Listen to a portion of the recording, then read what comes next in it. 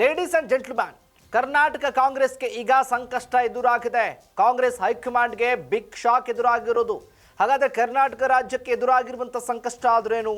ರಾಜ್ಯಕ್ಕೆ ರಾಷ್ಟ್ರಪತಿ ಆಡಳಿತ ಏನಿದು?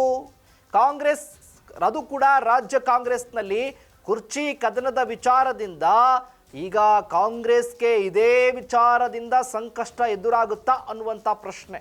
ಹಾಗಾದರೆ ಸ್ಟೋರಿ ಏನು ಅಂತೀರಾ? ಎಸ್ ವೀಕ್ಷಕರೇ, ಇದೇ ಫೋಕಸ್ನ ಸ್ಪೆಷಲ್ ಸ್ಟೋರಿ. ಸರ್ಕಾರಕ್ಕೆ ಸಂಕಷ್ಟ. ನೆಲ ಜಲ ಭಾಷೆಗಾಗಿ ಪ್ರಾಮಾಣಿಕ ಪತ್ರಿಕೋದ್ಯಮ. ನೀವು ನೋಡ್ತಾ ಇದ್ದೀರಾ ಫೋಕಸ್ ಟಿವಿ. ನಾನು ಶಿವು ರಾನುರಾಪುರ.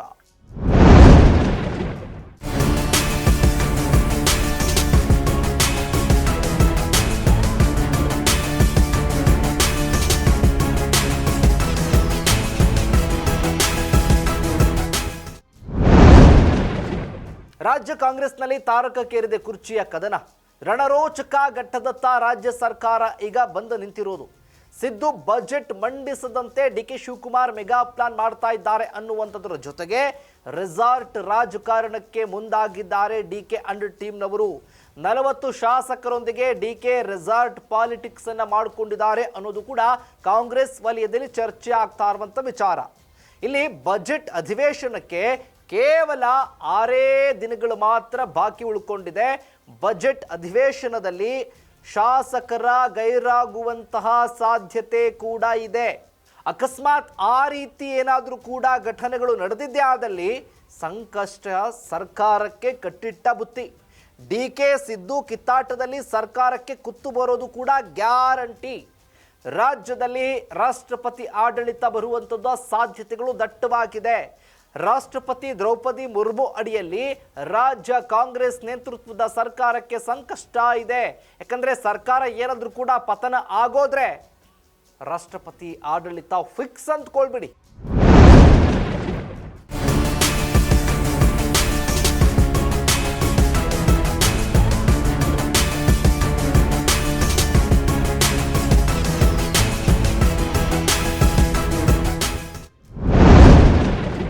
ಕಾಂಗ್ರೆಸ್ ಹೈಕಮಾಂಡ್ಗೆ ಬಿಗ್ ಶಾಕ್ ಇದು. ಯಾಕಂದ್ರೆ ಒಂದು ಕಡೆ ಈಗಾಗಲೇ ಕೂಡ ಬಜೆಟ್ಗೆ ಪೂರ್ವ ತಯಾರಿ ಮೀಟಿಂಗ್ಗಳು, ಇಲಾಖೆವಾರು ಮೀಟಿಂಗ್ಗಳು ಎಲ್ಲ ಮಾಡಿ ಈಗ ಫೈನಲ್ ಆಗಿ ರೆಡಿ ಆಗಿದೆ ಬಜೆಟ್ಟು. ಆ ಬಜೆಟನ್ನು ಮಂಡಿಸೋದಕ್ಕೆ ಸಿದ್ದರಾಮಯ್ಯ ತುದಿಗಾರರಿದ್ದಾರೆ. ಈಗ ಈ ಬಜೆಟನ್ನು ಯಾವುದೇ ಕಾರಣಕ್ಕೂ ನಾನೇ ಮಂಡಿಸಬೇಕು ಅಂತ ಡಿ.ಕೆ. ಇದ್ದಾರೆ.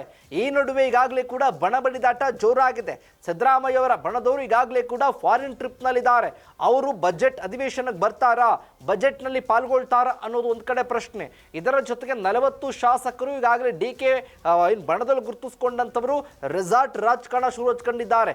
ಅವರು ಬಂದಿಲ್ಲ ಅಥವಾ ಇವರು ಬಂದಿಲ್ಲ ಅಂತಂದ್ರೆ ಬಜೆಟ್ ಅಧಿವೇಶನಕ್ಕೆ ಬರುವಂತ ಕಾಂಗ್ರೆಸ್ನ ನಾಯಕರು ಎಷ್ಟು ಜನ? ಹಾಗಾದ್ರೆ ಯಾವ ಬಣದವರು ಬರ್ತಾರೆ, ಯಾವ ನಾಯಕರು ಗೈರಾಗ್ತಾರೆ? ವಿರೋಧ ಪಕ್ಷದವರು ಈಗಾಗಲೇ ಕೂಡ ಮೆಗಾ ಪ್ಲಾನ್ ಮಾಡ್ಕೊಂಡಿದ್ದಾರಲ್ಲ, ಆ ಮೆಗಾ ಪ್ಲಾನ್ ಏನಾದ್ರೂ ಕೂಡ ಅಧಿವೇಶನದಲ್ಲಿ ವರ್ಕೌಟ್ ಆಗುತ್ತಾ? ವರ್ಕೌಟ್ ಆಗೋ ರೀತಿ ಮಾಡ್ತಾರ? ಹಾಗಾದ್ರೆ ಇವರ ಸರ್ಕಾರಕ್ಕೆ ಇವರೇ ಕೊಳ್ಳಿಯನ್ನ ಇಡ್ತಾರ ಕಾಂಗ್ರೆಸ್ನಲ್ಲಿ ಅನ್ನುವಂತ ಪ್ರಶ್ನೆಗಳು ಕೂಡ ಉದ್ಭವಿಸಿದೆ.